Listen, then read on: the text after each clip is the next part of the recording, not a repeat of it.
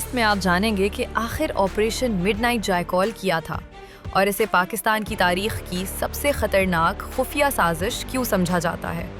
وہ کون سی خبریں تھیں جو سندھ سے آ رہی تھیں اور اتنی ہولناک تھیں کہ لوگوں نے اخبارات خریدنا ہی چھوڑ دیا، اور وہ کون سا سانحہ تھا جو بے نظیر بھٹو کے پہلے دور حکومت کے خاتمے کی آخری وجہ بن گیا۔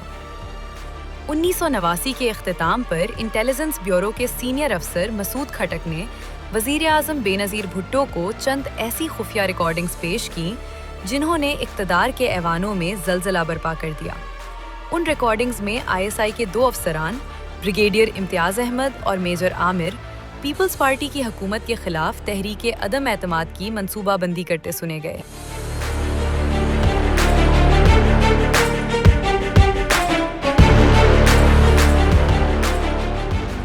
مسئلہ یہ تھا کہ اپوزیشن کے پاس تحریک کی کامیابی کے لیے چند ووٹ کم تھے۔ ریکارڈنگ کے مطابق میجر عامر اور بریگیڈیئر امتیاز پیپلز پارٹی کے کچھ MNAs پر دباؤ ڈال رہے تھے کہ وہ اپنی ہی جماعت کے خلاف ووٹ دے۔ یہ ساری کارروائی خفیہ طور پر ریکارڈ ہو چکی تھی اور یوں یہ سازش بے نقاب ہو گئی۔ ان کی آوازیں آڈیو اور ویڈیو ریکارڈنگز میں محفوظ تھیں، لیکن مڈ نائٹ جیکال کو سمجھنے سے پہلے یہ جاننا ضروری ہے کہ بے نظیر بھٹو کے خلاف فضا پہلے ہی سازگار بنائی جا چکی تھی۔ اسی خفیہ منصوبے کو بعد میں آپریشن مڈ نائٹ جیکال کا نام دیا گیا۔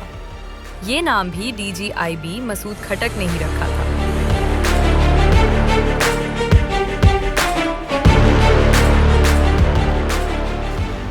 ان کے مطابق وہ گیدڑوں کی طرح کارروائی کر رہے تھے، اور وہ بھی آدھی رات کے اندھیرے میں۔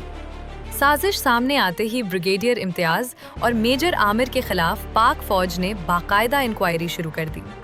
دونوں افسران نے موقف اختیار کیا کہ وہ یہ سب کچھ آرمی چیف جنرل اسلام بیگ اور صدر غلام اسحاق خان کے کہنے پر کر رہے تھے۔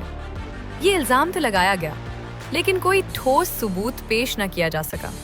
چنانچہ ٹرائل کے بعد دونوں افسران سے تمام اعزازات واپس لے لیے گئے اور انہیں فوج سے ریٹائر کر دیا گیا۔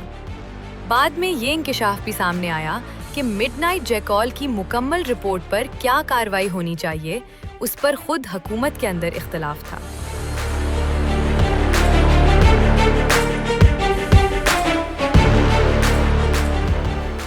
فیصلہ یہ کیا گیا کہ کورٹ مارشل کے بجائے ثواب دیدی اختیارات استعمال کیے جائیں تاکہ سیاست اور فوج دونوں کو مزید بدنامی سے بچایا جا سکے۔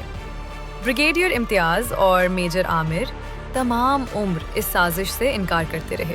ان کا دعویٰ تھا کہ وہ سازش نہیں کر رہے تھے بلکہ محض معلومات اکٹھی کر رہے تھے۔ ان کے مطابق فیصلے ایک مخصوص ٹرائی اینگل سے نکلتے تھے: صدر، آرمی چیف اور DGISI۔ حقیقت یہ ہے کہ operation midnight jackal Peoples Party حکومت ختم کرنے کی ایک ناکام کوشش تھی، لیکن اصل طوفان ابھی آنا باقی تھا۔ 1990 میں حالات نے ایسا رخ اختیار کیا جس نے بے نظیر بھٹو کی حکومت کی بنیادیں ہلا دی۔ سندھ اور مرکز میں پیپلز پارٹی اور MQM اتحادی تھی، لیکن MQM کے قائد الطاف حسین حکومت سے شدید اختلاف رکھتے تھے۔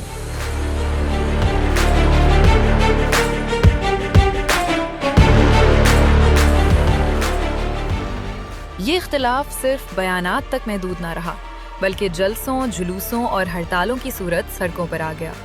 جلد ہی سیاسی کشیدگی لسانی فسادات میں بدل گئی۔ جب MQM کے مطالبات پورے نہ ہوئے تو انہوں نے حکومت سے علیحدگی اختیار کر لی، جس سے سندھ حکومت کا وجود ہی خطرے میں پڑ گیا۔ سیاسی بدلے کا آغاز ہوا اور پھر تشدد نے پورے صوبے کو اپنی لپیٹ میں لے لیا۔ ہر روز اخبارات لاشوں کی تعداد گنوا رہے تھے۔ ان لاشوں کا کوئی ایک شناختی لیبل نہیں تھا۔ پنجابی، سندھی، مہاجر، پشتون سب اس آگ میں جل رہے تھے۔ کراچی اور حیدرآباد سے مسخ شدہ لاشوں اور بم دھماکوں کی خبریں معمول بن چکی تھیں۔ خبریں اتنی خوفناک تھیں کہ کمزور دل لوگوں نے اخبارات خریدنا ہی چھوڑ دیا۔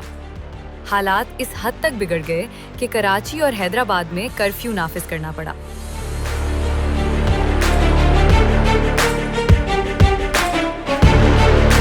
اسی دوران IG سندھ کو اطلاع ملی کہ قتل و غارت میں ملوث کچھ ملزمان حیدرآباد کے علاقے پکا قلعہ میں چھپے ہوئے ہیں۔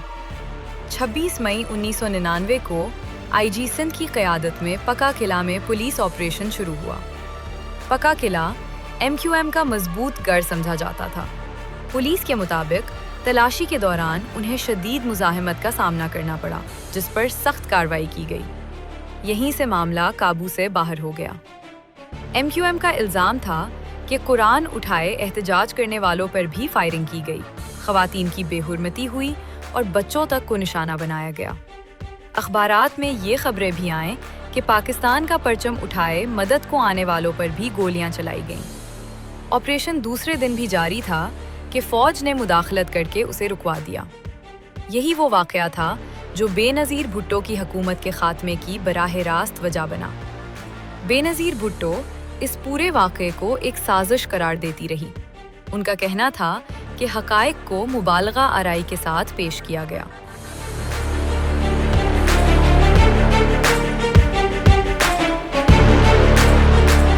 लेकिन मिलिट्री इंटेलिजेंस के उस वक्त के ऑपरेशनल सरबराह ब्रिगेडियर हामिद सईद एक मुख्तलिफ तस्वीर पेश करते हैं। उनके मुताबिक ऑपरेशन के दौरान पूरे इलाके की गैस, बिजली और पानी बंद कर दिया गया और जब औरतें और बच्चे कुरान उठाकर बाहर निकले तो उन पर भी फायरिंग की गई। काबिले एतबार अंदाज़ों के मुताबिक इस वाक़े में 50 से ज़ायद अफराद जान से गए। इसी दौरान मुल्क पहले ही शदीद दबाव में था। सिंध और पंजाब में बम धमाके हो रहे थे। पेशावर में असलहे की बड़ी खीप्स पकड़ी जा रही थी। भारत ने सरहद पर फौज लगा दी थी और जंग का खतरा मुंडला रहा था। इधर सलमान रुश्दी की गुस्ताखाना किताब ने पूरी दुनिया में मुसलमानों के जज्बात को भड़का दिया था। पाकिस्तान में अमरीकी सफारतखाने के बाहर एहतजाज हुआ, जिसमें कीमती जानें ज़ाया हुईं और हुकूमत पर दबाव बढ़ता चला गया। इसी माहौल में बेनज़ीर भुट्टो के ताल्लुकात आर्मी चीफ और सदर गुलाम इसहाक खान से इंतहाई ख़राब हो चुके थे।